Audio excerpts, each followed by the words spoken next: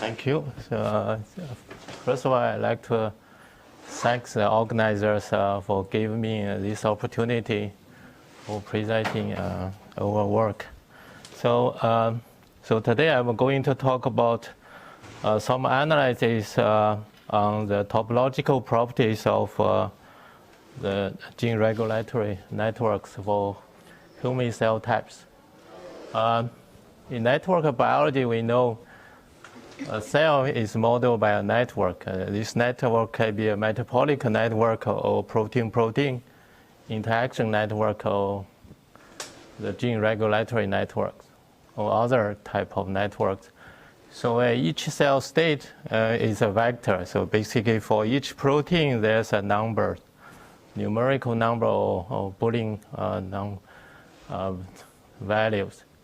So then each cell type can be considered as a dynamic system, governed by a set of functions. So there's also we need to consider the input functions. There's an external signal for each cells in multi-cell systems. So maybe we never know what these functions are, but one thing is for sure. So that is that the dynamic properties of cell systems closely relate to the topological properties of the networks. So that is why the people study the topological features of the protein networks. See, some people say the degree distribution is skew-free for the protein networks, but some people don't agree with this. There also the people care about these the network motifs. So we know the motifs is a very important concept in study the sequence comparison. But in the 2002, the Louxin group it just start to study the network motifs. So they report that there are several motifs were overrepresented in transcription regulator networks. Another motif, feedback loop, is underrepresented in the transcription regulatory networks. But interestingly, so recently, this paper in 2014, this group just studied this factor from the quantitative stability point of view. Okay, so today I will present our work in the analysis of the difference in regulatory interactions between the human cells and tissues. There also a simple analysis about the hierarchical organization of the transcription factor regulatory networks of human cell tissues. In the third part, I will present some formulas for the motif count for the general TF regulatory networks, also the PPI networks. So the data set we use is from this paper, 2012 cell paper. In the paper, the 41 cell tissue specific TF regulatory networks for human were reported. So the networks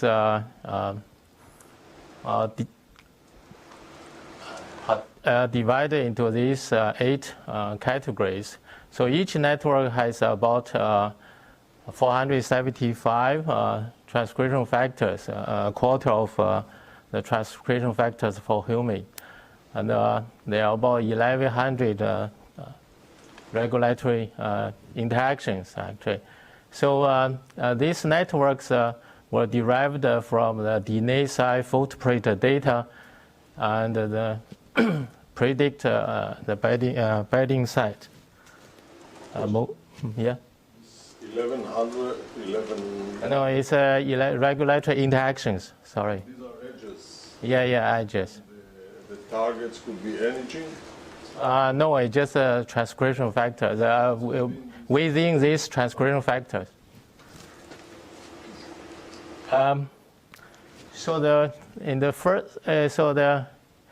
This is a two clustering result. The first one is from this paper, Nephew's original paper. So this result is based on the node degree vectors of the entire networks. But the right one was done by us. Basically, we use the node degree vector of a subnetwork around 6 standard proteins. So basically, here we only consider the information whether a protein is a downstream target of the standard proteins or not. So but this you can see the two results are quite similar, but actually in terms of the random index, so our result is slightly better. So this is quite surprising. Then we test whether this is true for a small subset of randomly selected proteins or not. Actually, this result shows this is true of almost for all small subset. So therefore, we can see, so this may suggest that the vary around a few transcription factors can distinguish the cell identity well. So if we compare the studies of these two studies, so that we can see the 41 cell-specific transcription regulatory networks are different globally as well as locally. So this is the analysis on the first part. The second part, so basically, we analyze the hierarchical organization of human transcription factor networks. So we use a very simple algorithm reported in this work. I think Teresa is one of the authors. So, this is the average picture. So on average, the 23% of the transcription factors are on the top layer. There's as many as 67% of transcription factors in the middle layer.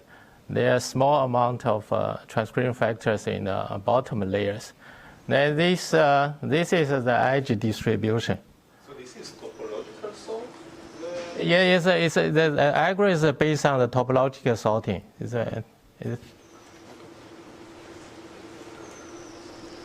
So also you see, compare with the other cell types, the embryonic stem cell has much less transcription factors in the top layer, but much more transcription factors in the core layers. So this result is from the Jyoti's paper, the original paper. So this is our analysis. You compare this, you can see there exists a distance between the human and the yeast transcription factor networks. So we did some enrichment, also depletion analysis of HARP transcription factors, also essential or housekeeping transcription factors. So this is the result. Basically, this is not a surprise. So there are many hops in the core layers. But there are not many hops in neither the top layer nor the bottom layers. So this is a little bit surprise. For the essential transcription factor, you see the distribution is quite evenly, so something like this. Then this is housekeeping transcription factors. Okay, so we have this result.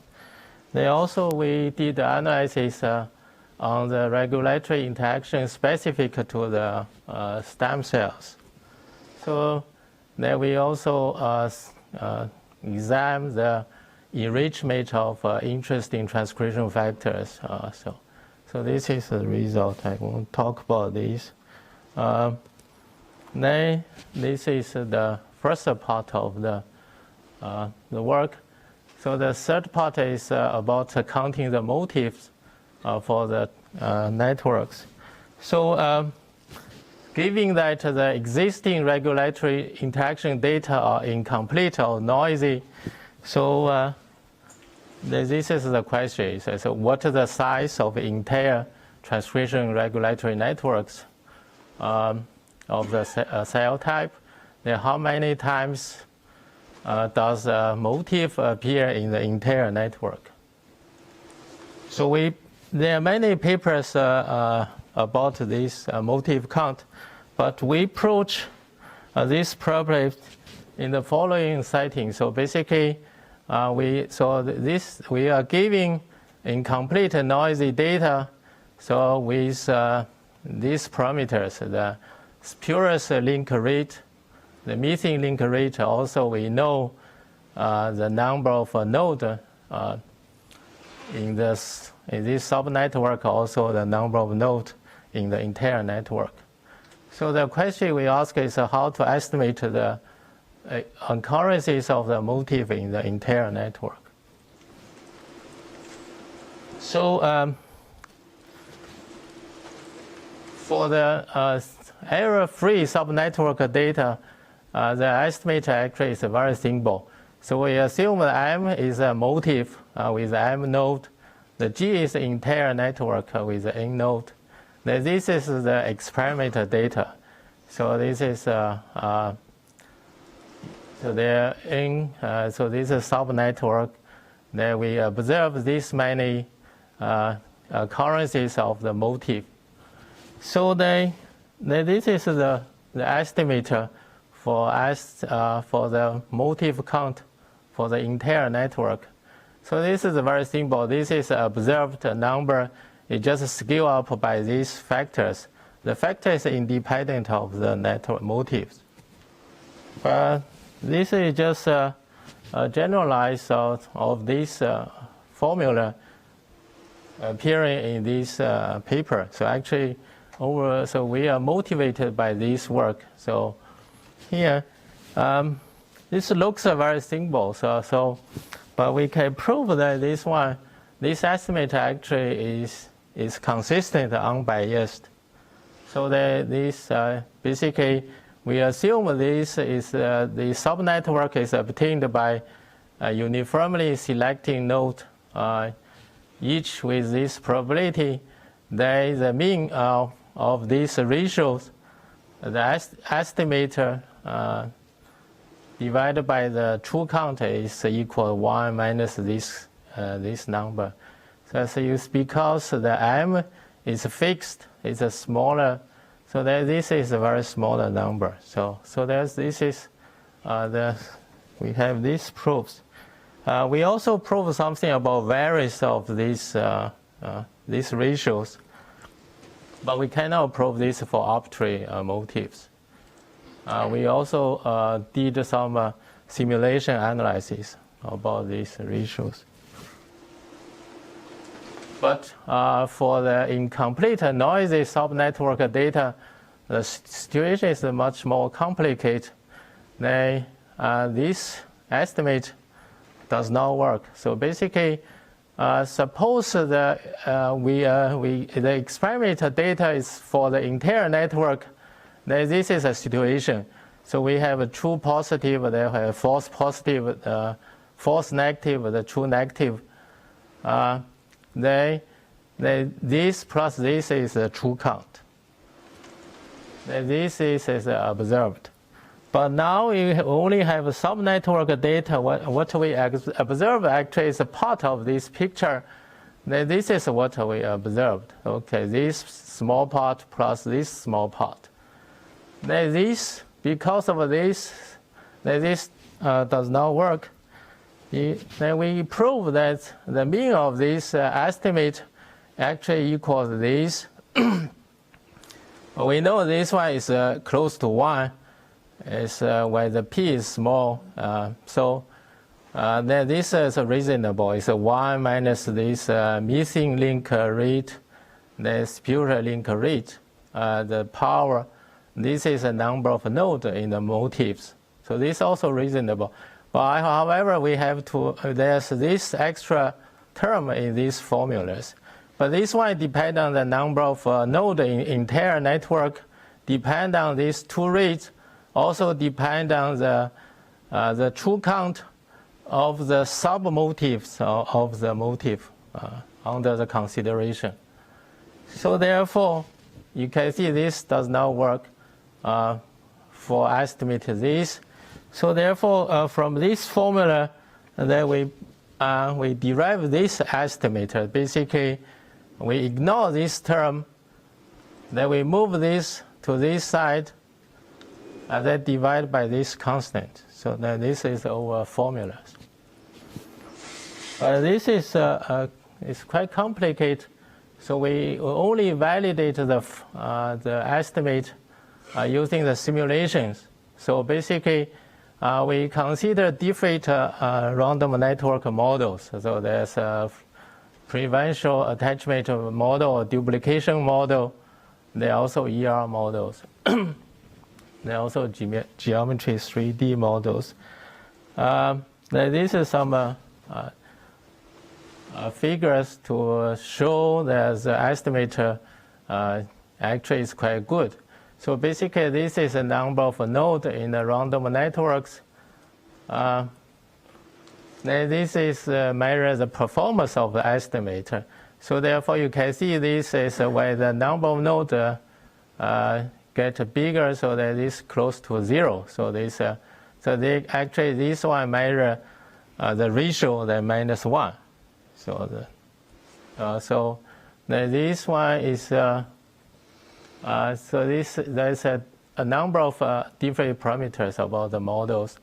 So this one says, so if we select a more node, if we observe the data for a large subnetwork, then this performs the better. So this is the ideas. So this just show, okay, if the error rate is high, then this does not work. So okay, so it's basically this is. This is for different models. Okay. And this is another exceptions. So therefore, basically, this is the estimator we proved. Based on the formula, we can derive these formulas for each motif.